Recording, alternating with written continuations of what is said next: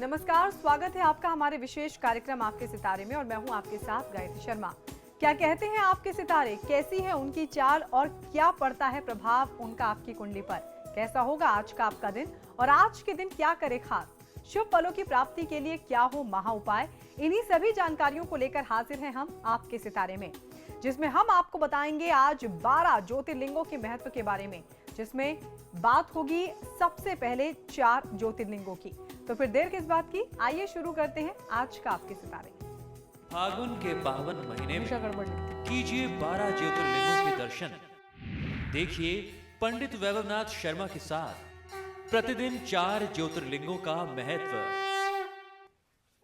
आपके सितारे में आप अपने मन की हर एक जिज्ञासा को जान सकते हैं, दुविधा को शांत कर सकते हैं और अपने सवाल पूछ सकते हैं।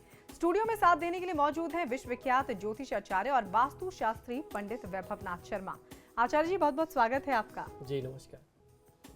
तो अगर आप अपनी कुंडली के ग्रह नक्षत्र से परेशान हैं या कार्य, व्यापार, परिवार की चिंता कर रही है आपको परेशान, तो आप भी हमें कॉल कर सकते हैं। हमारे नंबर्स लगातार आपकी टीवी स्क्रीन पर फ्लैश किए जा रहे हैं और अगर चाहें तो आप हमें हमारे टोल फ्री नंबर पर भी कॉल कर सकते हैं। आप हमसे सीधी बात कर सकते हैं। हमारा टोल फ्री नंबर है 180010263003। आप इस नंबर पर मुफ्त में कॉल करें। इसके अलावा आप हमें हमारे लैंडलाइन नंबर्स 012046463332 और 012046463327 पर भी कॉल करके हमसे सीधी बात कर सकते हैं। और आइए सबसे पहले जानते हैं आज का पंचांग। जी आज का पंचांग इस प्रकार है। विक्रम संवत 2069 फागुन मास चल रहा है और फागुन मास के कृष्ण पक्ष की आज नवमी तिथि है। बुधवार का दिन है। नक्षत्र है मूल, योग है सिद्ध और करण है गर। चलिए, तो बात रही पंचांग की और अब बात कर लेते हैं 12 राशियों के राशिफल की। सबसे पहले बात मेष राशि की। मेष राशि वाले जातक लोगों के लिए आज की दिनचर्या में कानूनी मामलों में ध्यान रखना पड़ सकता है। वाद विवाद को बढ़ाएं नहीं। जो भी न्यायिक वाद विवाद कोर्ट कचहरी से संबंधित चल रहे हैं उनमें आपको बहुत ज्यादा छेड़छाड़ करने की आवश्यकता नहीं है, उनको बढ़ाने की कोई आवश्यकता नहीं है। आज की दिनचर्या में शुभ फलों की प्राप्ति के लिए गरीब व्यक्ति को काले वस्त्र का दान करना आपको बहुत अच्छा लाभ दे सकता है। आज बहुत ज्यादा क्रोध करने से भी आपको बचना चाहिए। और चलिए अब जान लेते हैं वृषभ राशि वालों का आज कैसा गुजरेगा दिन। वृषभ राशि वाले जातक लोगों के लिए कार्यस्थल पर लाभ व सहयोग आपके साथ और बढ़ने वाला है। आज की दिनचर्या में आपको करना ये चाहिए कि आप महादेव शिव की आराधना करें और रात्रि काल में बड़े बुजुर्गों की सेवा करना, उनको अपने हाथ से दूध देना बहुत अच्छा लाभ दे सकता है। ये बहुत ही माना हुआ प्रयोग है। आपका आने वाला समय बहुत अच्छा शुभ हो जाएगा। आज की दिनचर्या में आपको ध्यान ये भी रखना है कि जो दूसरों के वाद विवाद है उसमें आप कहीं भी हस्तक्षेप न करें। चलिए अब बात कर लेते हैं मिथुन राशि की। मिथुन राशि वाले आज क्या करें और क्या करने से बचें? मिथुन राशि वाले जातक लोगों के लिए प्रणय संबंध के सुखद क्षण का आज आप आनंद ले सकते हैं। आज बिगड़े हुए काम बनेंगे और आज की दिनचर्या में शिव चालीसा व भगवान शिव का अभिषेक कर लेना आपको बहुत अच्छा लाभ दे सकता है। अभिषेक में बहुत ज्यादा आपको परेशान नहीं होना है। थोड़ा सा दूध और कच्चा दूध और जल लेकर के भगवान शिव के ऊपर अर्पित कर दीजिए। ओम नमः शिवाय मंत्र का जाप करिए। आज की दिनचर्या में जो आपके विरोधी हैं, जो आपके शत्रु पक्ष हैं, उनसे किसी भी प्रकार के बहस से आज आपको बचना है। और अब बात कर लेते हैं कर्क राशि के राशिफल की। कर्क राशि वाले जातक लोगों के लिए आज का दिन जो है आर्थिक, सामाजिक और पारिवारिक क्षेत्र के लिहाज से बहुत अच्छा रहने वाला दिन है। आज की दिनचर्या में स्वास्थ्य के प्रति आपको थोड़ा सा सचेत रहना चाहिए और आज के दिन को शुभ बनाने के लिए, शुभ फलों की प्राप्ति के लिए श्री शनि भार्या स्तोत्र का पाठ कर लेना आपके लिए सर्वोत्तम होगा। आज की दिनचर्या में आपको ध्यान ये रखना है कि कोई भी काम बहुत ज्यादा जल्दीबाजी में न करें। और चलिए अब जान लेते हैं क्या कहते हैं सिंह राशि वालों के आज के सितारे। सिंह राशि वाले जातक लोगों के लिए पारिवारिक जीवन में सुख शांति का वातावरण बना रहने वाला है। आज आपको क्रोध से बचना है और साथ ही साथ भगवान विष्णु की आराधना करनी है। श्री विष्णु सहस्त्रनाम का पाठ करेंगे तो वो आपको विशेष लाभ दे सकता है। आज संतान पर क्रोध करने से आप बचिए। और बात कर लेते हैं कन्या राशि की। कन्या राशि वाले जातक लोगों के लिए आज की दिनचर्या में इष्ट मित्रों से लाभ मिलेगा तथा यात्रा व प्रवास की संभावना भी बनेगी। आज के दिन का पूरा लाभ उठाने के लिए पुरुष सूक्त का पाठ कर लेना आपको बहुत अच्छा लाभ दे सकता है। आज आपको ध्यान ये रखना चाहिए कि घर में अपने आसपास अपने इर्द गिर्द जो है धातु का कोई जंग लगा हुआ सामान ना हो, धारदार कोई ऐसा सामान ना हो और उसका प्रयोग आप ना करें, क्योंकि ऐसी परिस्थिति आपके लिए ग्रहजन्य परिस्थिति शुभ नहीं बन रही है। इसका दुष्प्रभाव आपके जीवन पर आने वाले समय पर पड़ सकता है। चलिए, ये तो बात रही कन्या राशि तक राशिफल की। आगे भी राशियों पर गौर फरमाएंगे, उससे पहले हम ले लेते हैं एक कॉल। नलिनी बनारस से हमारे साथ जुड़ गई हैं। बहुत बहुत स्वागत है आपका। हाँ मैडम, हम 2 सवाल करना चाहते हैं कि अपने बहन का एक बेटे का। जी बताइए, एक बार में एक प्रश्न करें, बताएं।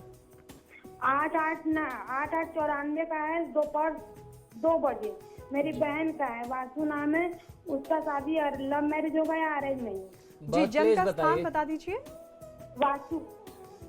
जी देखिए, इनकी जन्म पत्रिका के अनुसार ये जो समय चल रहा है ये इनके विवाह के लिए बहुत उपयुक्त समय है और चांसेस बहुत ज़्यादा ये है कि प्रेम विवाह ही हो। तो इनको आपको अपने तरफ से कुछ सुझाना भी चाहिए, कुछ परिवार की तरफ से जो रिश्ते सुझाएं उसमें भी कुछ बात बन सकती है, लेकिन संभावना ज़्यादा यही है कि प्रेम विवाह हो। वर्तमान समय में माँ लक्ष्मी की आराधना कर लेना या माँ पार्वती की आराधना से आपकी बहन जी को बहुत अच्छा फायदा मिल सकता है। चलिए, मैं कॉल करने के लिए बहुत बहुत शुक्रिया। गीता एक दर्शक हमारे साथ जुड़ गई हैं। बहुत बहुत स्वागत है आपका। गीता, किसके बारे में जानना चाहती हैं आप? हेलो पंडित जी, नमस्कार। जी नमस्कार, बताइए। हाँ, मैं अपने बारे में जानना चाहती हूँ। जी, अपनी डेट ऑफ बर्थ बता दीजिए। हाँ, मेरी डेट ऑफ बर्थ है 1 मई 1989। जी, जन्म का समय? जन्म का समय 11:30। दिन का या रात? जी, दिन का है या रात का है? दिन का। जी। दिन के 11:30। जन्म का स्थान? जन्म का स्थान खटीमा। जी, किस विषय में जानना चाहती हैं, बताइए।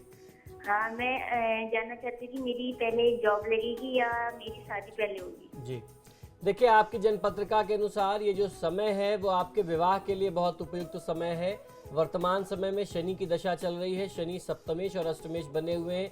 अपने जॉब को लेकर के भी निश्चित तौर पे आप चिंतित रहती होंगी, आर्थिक स्थिति को लेकर के परेशान रहती होंगी, लेकिन ऐसी परिस्थिति में शनि भार्या स्त्रोत का पाठ करना चाहिए, हनुमत आराधना करनी चाहिए और शनि मंदिर में या हनुमान मंदिर में मंगलवार और शनिवार के दिन जाकर के एक सरसों के तेल का दीपक जला देना बहुत अच्छा होता है। आपको ध्यान ये रखना चाहिए कि आपकी कुंडली मांगलिक है। जब भी विवाह का प्रयोजन आए तो मंगल दोष का निवारण आप अवश्य करा लें। चलिए, हमें कॉल करने के लिए बहुत बहुत शुक्रिया। मनोज मुरादाबाद से एक दर्शक हमारे साथ जुड़ गए हैं। बहुत बहुत स्वागत है आपका कार्यक्रम में। जी, किसके बारे में जानना चाहते हैं मनोज आप? जी नमस्कार। जी नमस्कार। जी, मैं अपने बेटे के बारे में जानना चाहता हूँ। मेरे बेटे का जन्मदिन है जी, रात्रि 9:43 मनोज, सबसे पहले आपसे गुजारिश करेंगे कि आप अपनी टीवी के वॉल्यूम को कम कर दें और एक बार फिर से जन्म तिथि बताएं। जी बताएं मनोज। मैम, मेरे बेटे का जन्म है 14 मार्च रात्रि 2:43 का। 14 मार्च। साल कौन सा है? 14 मार्च 2000। लगता है तकनीकी खामी के चलते आवाज नहीं पहुंच पा रही है। अब हल्द्वानी से एक दर्शक हमारे साथ जुड़ गई हैं, पूजा। बहुत बहुत स्वागत है आपका। पूजा, बहुत बहुत स्वागत है आपका। किसके बारे में जानना चाहती हैं आप? हेलो जी। हेलो पंडित जी, नमस्कार। जी नमस्कार। जी, मेरा नाम है पूजा और मेरी डेट ऑफ बर्थ है 14 जनवरी 1993। जी, जन्म का समय? जन्म का समय 6:30 सुबह के। जी। जन्म का स्थान? जन्म का स्थान है काठगोदाम। जी। जी, सवाल बताएं। पूजा, सवाल बताएं। हेलो, अच्छा शादी कब होगी थी, बताओ जी।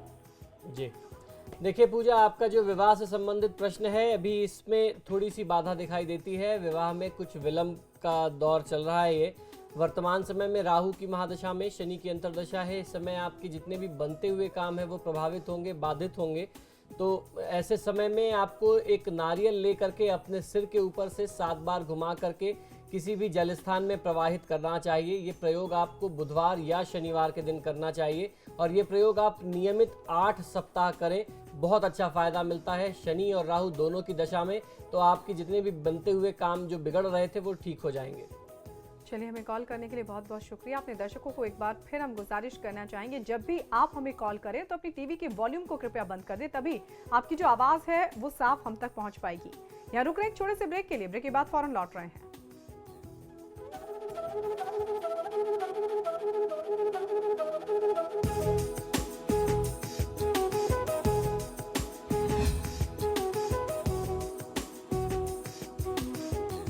ब्रेक के बाद स्वागत है आपका। ब्रेक पे जाने से पहले हमने जाना कन्या राशि तक राशिफल, और आइए अब बात कर लेते हैं तुला राशि की। तुला राशि वाले जातक लोगों के लिए आज की दिनचर्या में यदि आप प्रयास करें तो आपके प्रयास करने से आय के स्रोत बढ़ेंगे। बाहर जाने की यदि कोई योजना है, यानी अपने जन्म स्थान से बाहर, अपने कर्म स्थान से कहीं बाहर जाने की योजना है, तो वो भी आपको आज फलीभूत हो सकती है, तो उस दिशा में भी आप प्रयास कर सकते हैं। श्री गणेश अथर्वशीर्ष का पाठ करेंगे। आज बुधवार का दिन है, गणपति देवता का दिन है, तो आपको बहुत अच्छा लाभ मिलेगा। मांसाहार के सेवन से आज आप बचिए। और चलिए अब जान लेते हैं वृश्चिक राशि वाले जातकों का कैसा गुजरेगा आज का दिन।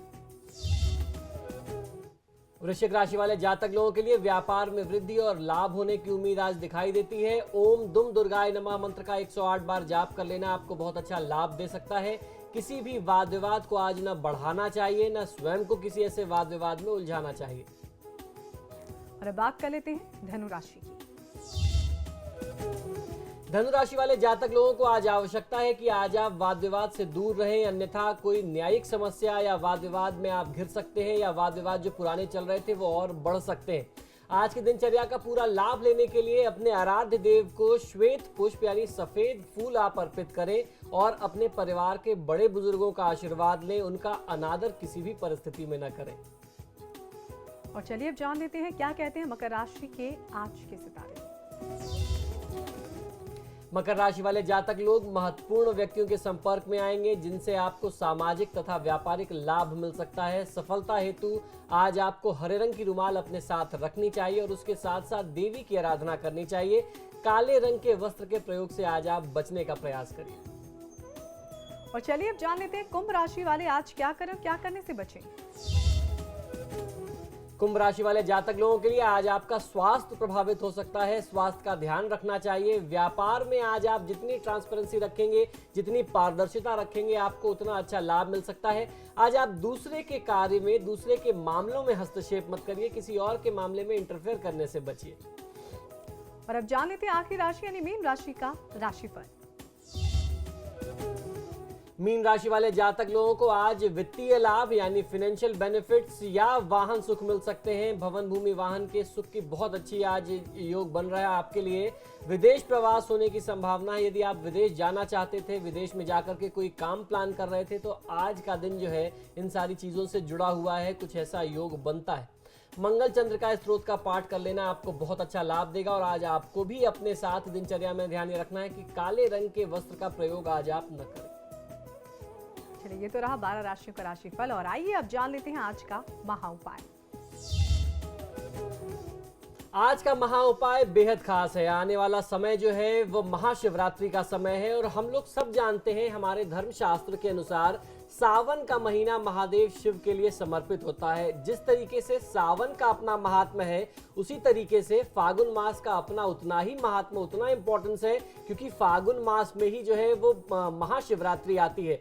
तो फागुन मास में या जो भी माघ मास बीता है, इस दौरान आपने देखा लोग कुंभ में स्नान करते हैं और काशी विश्वनाथ के दर्शन करते हैं, अलग अलग तीर्थों में जाते हैं। तो जहां तक महादेव शिव की आराधना की बात है, तो वो आप किसी भी समय, किसी भी परिस्थिति में करें। अभी आप अपने घर में बैठे हुए हैं, हाथ में चाय का कप है, आपने स्नान ध्यान नहीं किया, लेकिन आप भगवत भजन कर रहे हैं, भगवान के बारे में, महादेव शिव के दर्शन कर रहे हैं, तो निश्चित ही आपका कल्याण होगा।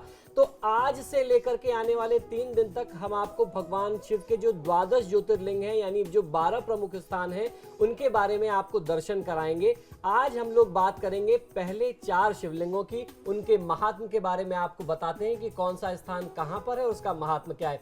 जिस तरीके से सावन के महीने में महादेव शिव की पूजा अर्चना करते हैं, ठीक उसी प्रकार फागुन के महीने में भी भगवान शिव के दर्शन करने से हर प्रकार के कष्टों से, पापों से छुटकारा मिल जाता है और आपकी समस्त मनोकामनाएं महादेव शिव और मां गौरी, मां पार्वती पूर्ण करती हैं।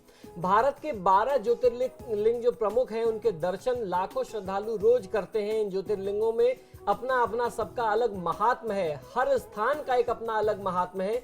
इस पावन मास में हम आपको जो दर्शन करा रहे हैं, आइए अब उसको आरंभ करते हैं कि आज जो हम आपको प्रमुख 4 ज्योतिर्लिंगों के दर्शन करा रहे हैं वो क्या है।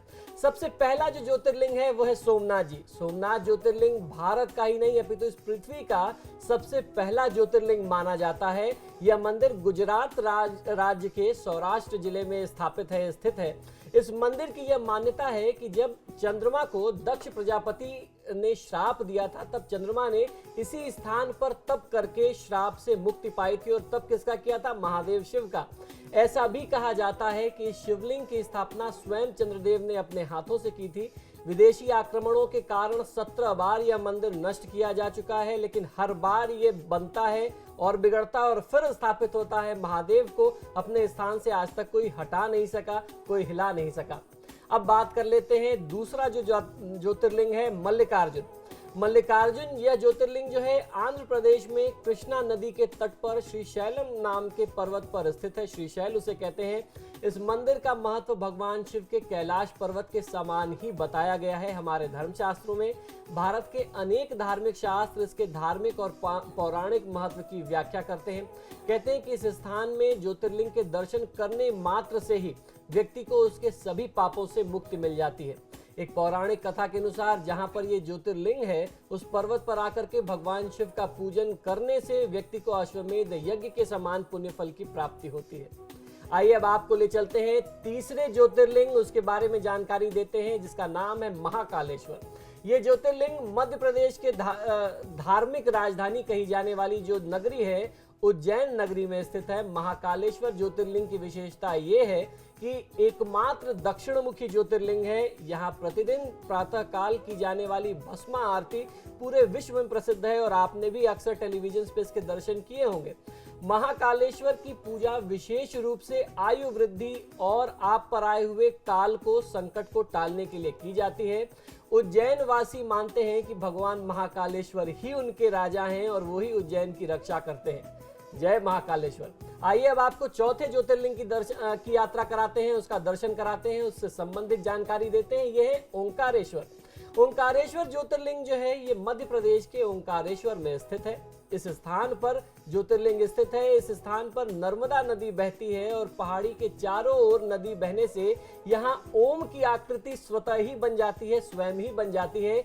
ओम शब्द की उत्पत्ति जो है ब्रह्मा के मुख से हुई थी, इसलिए किसी भी धार्मिक शास्त्र या वेदों का पाठ ओम के उच्चारण के साथ ही किया जाता है। ये ज्योतिर्लिंग ओंकार अर्थात ओम का आकार लिए हुए है, इस कारण इसे ओंकारेश्वर नाम से जाना जाता है। हमारे शास्त्रों में कहते हैं ओंकार बिंदु संयुक्तम नित्यम ध्यायन्ति योगिनः कामदम मोक्षदम चैव ओंकाराय नमो नमः। अर्थात ओंकार में ही सारी सृष्टि है, संपूर्ण ब्रह्मांड है। ओंकार का नाम लेने से आपको काम और मोक्ष की प्राप्ति होती है, अर्थात हम ओम को प्रणाम करते हैं। तो ये आज हमने आपको 4 ज्योतिर्लिंग के बारे में बताया है। आने वाले 2 दिनों तक हम आपको और बाकी 8 ज्योतिर्लिंग की यात्रा कराएंगे, उसके दर्शन कराएंगे और उसके बाद आपको बताएंगे कि महाशिवरात्रि पर आप किस प्रकार से दर्शन पूजन करें। ये खास प्रस्तुति आप अवश्य देखिए। बिल्कुल आचार्य जी, कार्यक्रम में हमारा साथ देने के लिए आपका बहुत बहुत शुक्रिया। जी नमस्कार। और अब वक्त हो चला है आप सबसे इजाजत लेने का। कल फिर हाजिर होंगे इसी वक्त और कल हम 4 और ज्योतिर्लिंगों के बारे में आपको बताएंगे। तो फिर देखना ना भूलिए हमारा ये कार्यक्रम आपके सितारे।